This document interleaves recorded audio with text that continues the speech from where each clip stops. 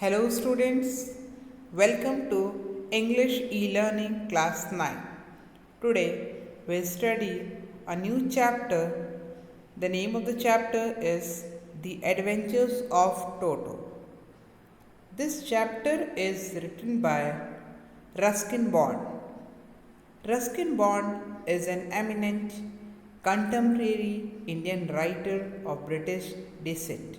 He was awarded the Sahitya Academy Award in 1992 for Our Trees Still Grow in Dehra, his novel in English. This chapter, The Adventures of Toto, it is a humorous story of a naughty monkey named Toto.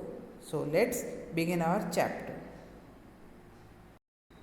Grandfather bought Toto from a Tonga driver for the sum of 5 rupees. The Tonga driver used to keep the little red monkey tied to a feeding trough, and monkey looked so out of place there that grandfather decided he would add the little fellow to his private zoo. Here, the author's grandfather, he purchased a monkey from a Tonga driver for rupees 5 for after paying 5 rupees to him, and the name of the monkey was Toto. And this Tonga driver had tied the little red color monkey to a feeding trough, and this animal was not able to run away from that place.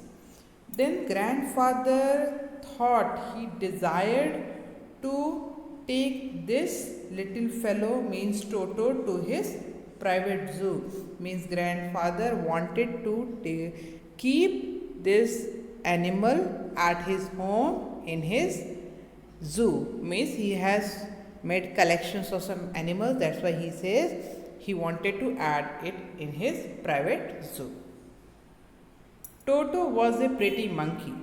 His bright eyes sparkled with mischief beneath deep-set eyebrows, and his teeth, which were a pearly white, were very often displayed in a smile that frightened the life out of elderly Anglo-Indian ladies. But his hands looked dried up as though they had been pickled in the sun for many years. Yet his fingers were quick and wicked, and his tail, while adding to his good looks. Grandfather believed a tail would add to animals' good looks, also served as a third hand. He could use it to hang from a branch, and it was capable of scooping up any delicacy that might be out of reach of his hands. Here, the writer gives a description of the monkey Toto. The monkey had bright, shiny eyes which were full of mischief. The eyebrows of the monkey were deeply set on his face. His teeth were like pearls. You must have seen the teeth of monkeys. It is always white and it is shining. Many ladies belonging to the Anglo-Indian community, they were scared of his teeth when they saw his teeth, and when it was visible when Toto smiled. Toto's even hands were very dry and wrinkled, as if they had been dried in the sun like pickled vegetables. Toto had a long tail. The writer's grandfather thought that tail added to the good looks of an animal. Animal looks good when it is having a tail. And Toto's tail was like a third hand for him, because it helped him to hang from the branch of a tree. He also used it to lift objects which were beyond his hand's reach, Means this tale was very useful for Toto. Grandmother always first when grandfather brought home some new bird or animal. So it was decided that Toto's presence should be kept a secret from her until she was in a particularly good mood. Grandfather and I put him away in a little closet opening into my bedroom wall where he was tied securely, or so we thought, to a peg fastened into the wall. Here, author says the author's grandmother was always against the grandfather's attitude of bringing new pets, birds, or animals. Whenever he was bringing, she was not liking. So, the grandfather thought that they would conceal this fact when she will be in a good mood. At that time, they would disclose this that they had brought Toto at home so that she will accept it. The writer and his grandfather, they kept Toto safely in a little cupboard in writer's room. Then, in order to be sure that this animal should not move or should not escape from that place, they tied him to a hook in the wall. You have seen the animals are tied, they are fastened into the wall by a hook. That is, peg was fastened into the wall. A few hours later, when grandfather and I came back to release Toto, we found that the walls, which had been covered with some ornamental paper chosen by grandfather, now stood out as naked brick and plaster. The peg in the wall had been wrenched from its socket, and my school blazer, which had been hanging there, was in shreds. I wondered what grandmother would say, but grandfather didn't worry. He seemed pleased with Toto's performance. The writer and his grandfather went to Toto after a few hours to release him. They were shocked because Toto had torn the decorative wallpaper and the brick and plaster of the wall was visible. Even he had broken the hook and had escaped from his binding. He tore the writer's blazer into thin pieces, and he was afraid. Then author was afraid that what grandmother would say, but here the grandfather was very delighted to see his notorious performance. He is clever, said grandfather. Given time, I am sure he could have tied the torn pieces of your blazer into a rope and made his escape from the window. Here the grandfather, when he was very delighted to see Toto's adventure, he said that Toto was very clever. He said if they would have given him some more time, he would have tied these thin pieces into a rope, that pieces of the school blazer. He would have made a rope and tried to escape out of the window. His presence in the house still a secret, Toto was now transferred to a big cage in the servants' quarters where a number of grandfather's pets lived very sociably together, a tortoise, a pair of rabbits, a tame squirrel, and for a while my pet goat. But the monkey wouldn't allow any of his companions to sleep at night. So grandfather, who had to leave Dehradun next day to collect his pension in Saharanpur, decided to take him along. Toto was kept secretly in the house and he was shifted to a big cage in the servants' quarter, where other animals were living friendly in the zoo. In that zoo, many animals, tortoise, pair of rabbits, a squirrel, and the writer's pet goat was there. The Toto was very mischievous and he did not let the animals sleep at night. The writer's grandfather had to leave for Saharanpur next day to collect his pension. Then he decided to take Toto along with him because it was very difficult to manage all the animals in the zoo because of Toto. Unfortunately, I could not accompany grandfather on that trip, but he told me about it afterwards. A big black canvas kit bag was provided for Toto.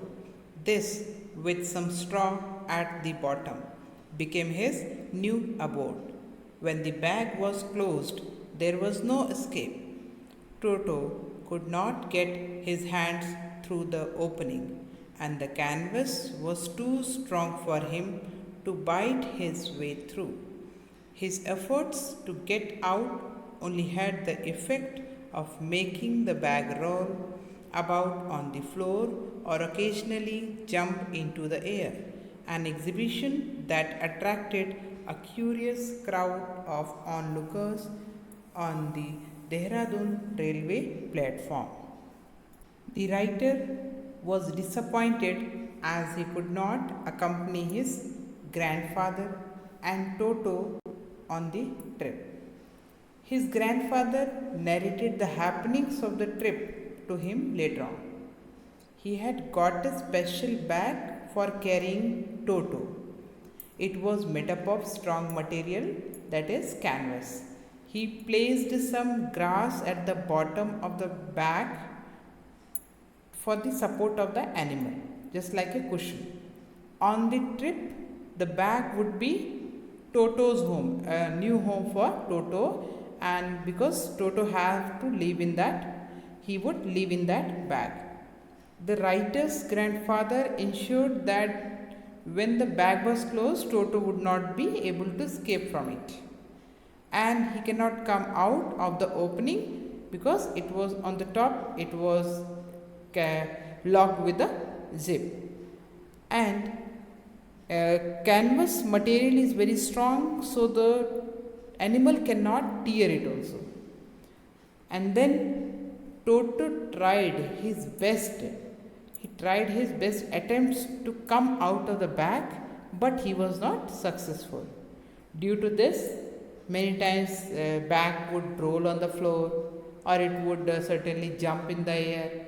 And when these movements was happening on the station, the people were noticing it on the railway platform, and that people were very curious to know what was inside the bag.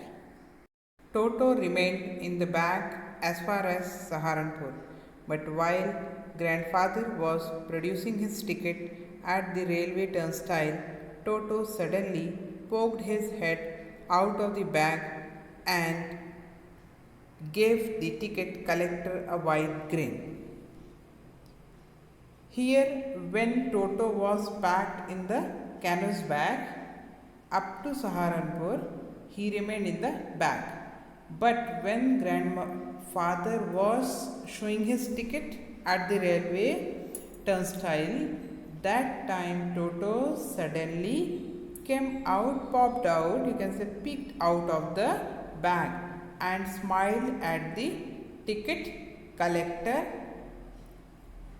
The poor man was taken aback, but with great presence of mind and much to grandfather's annoyance, he said, "Sir, you have a dog with you. You will have to pay for it accordingly." The ticket collector was surprised. He was astonished to see a monkey in grandfather's bag. He recovered quickly, used his brain, and asked grandfather to pay the ticket money for travelling with a dog. In vain did grandfather take Toto out of the bag. In vain did he try to prove that Monkey did not qualify as a dog or even as a quadruped. Toto was classified a dog by the ticket collector, and 3 rupees was the sum handed over as his fare. Then grandfather, just to get his own back, took from his pocket our pet tortoise and said, "What must I pay for this, since you charge for all animals?" Grandfather was unsuccessful in explaining to the ticket collector that Toto was a monkey and it was not a dog. He insisted that Toto was not a quadruped animal, means quadruped animal with a 4 feet. But the ticket collector was very firm. He wanted to collect money and he has kept the monkey in the category of dogs. Grandfather had to pay 3 rupees to Toto's ticket as a fare. And then grandfather was very disappointed and he wanted to take revenge from the ticket collector. He took out his pet tortoise and he asked if he was supposed to buy a ticket for it too, for this animal, means would he is going to keep this pet tortoise in the category of dogs. The ticket collector looked closely at the tortoise, prodded it with his forefinger, gave grandfather a pleased and triumphant look and said, "No charge, it is not a dog." When Toto was finally accepted by grandmother, he was given a comfortable home in the stable, where he had for a companion the family donkey, Nana. On Toto's first night in the stable, grandfather paid him a visit to see if he was comfortable. To his surprise, he found Nana without apparent cause pulling at her halter and trying to keep her head as far as possible from a bundle of hay. Here the ticket collector first took a close look at the tortoise. He pushed it slightly, gently, and said that grandfather was not required to buy a ticket for it, as it did not fall in the category of the dog. And when the Toto was accepted by the grandmother, the writer's grandmother finally came to know of Toto's presence in the house. She allotted him space in the stable along with the family donkey. The name was Nana. On the first night in the stable, grandfather visited Toto. Then he found Nana very restless. He was pulling its rope in order to stay away from the heap of hay. A great treat for Toto during cold winter evenings was the large bowl of warm water given him by grandmother for his bath. He would cunningly test the temperature with his hand, then gradually step into the bath, first one foot, then the other, as he had seen me doing, until he was into the water up to his neck. Once comfortable, he would take the soap in his hands or feet and rub himself all over. When the water became cold, he would get out and run as quickly as he could to the kitchen fire in order to dry himself. If anyone laughed at him during this performance, Toto's feeling would be hurt and he would refuse to go on with his bath. One day, Toto nearly succeeded in boiling himself alive. In the winter season, Toto enjoyed having a warm bath. Toto was very clever. Before taking his bath, he would check the temperature of the water and he would copy the way a writer used to take bath. He stepped into the bathtub, first foot, one foot at a time. Finally, he would sit in the water with his face out of it. Then he would rub himself with a soap. When the water became cold, he would run out of it to the stove in the kitchen in order to dry himself. Toto got annoyed if he was laughed upon by anyone. He would get hurt and then he refused to take bath. The writer recollects an incident when Toto had almost boiled himself. A large kitchen kettle had been left on the fire to boil for tea, and Toto, finding himself with nothing better to do, decided to remove the lid. Finally, the water just warm enough for a bath. He got in, with his head sticking out from the open kettle. This was just fine for a while, until the water began to boil. Toto then raised himself a little, but finding it cold outside, sat down again. He continued hopping up and down for some time, until grandmother arrived and hauled him half boiled out of the kettle. Here, in a large kettle, water was boiling on the stove. Toto climbed up to the stove and removed the lid from it. He felt that water was warm enough for him to take a bath. He entered the kettle with his head out of it. When the water started boiling, he felt the heat. It became hot for Toto. He thought to come out of the kettle, but as the temperature was rising and the temperature outside was cold for him, he stayed in it. Toto kept on jumping in the kettle for a while. It was when the writer's grandmother, she arrived. She reached the kitchen and she took out half-boiled monkey out of the kettle.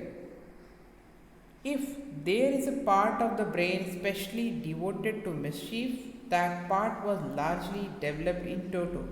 He was always tearing things to pieces whenever one of my aunts came near him. He made every effort to get hold of her dress and tear a hole in it. Here, the author says, if there is a part in our brain that governs our ability to create mischief, then that part in Toto's brain was highly developed, as he had great capacity to do all the mischievous activities.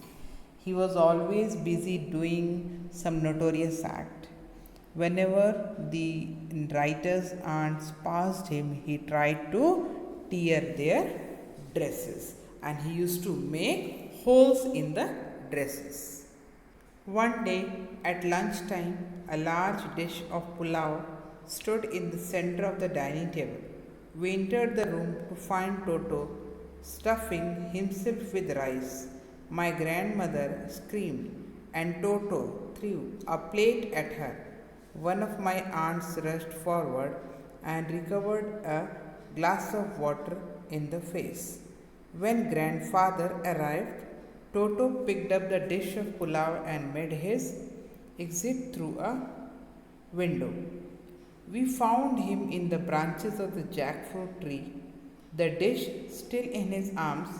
He remained there all afternoon, eating slowly through the rice, determined on finishing every grain, and then, in order to spite grandmother, who had screamed at him, he threw the dish down from the tree and chattered with delight when it broke into the 100 pieces. The writer recollects another incident when Toto created a lot of mischief. At lunchtime, a dish of rice was placed on the dining table. When the family reached to eat, they found Toto eating it. The writer's grandmother screamed at Toto, and in response, he threw a plate at her.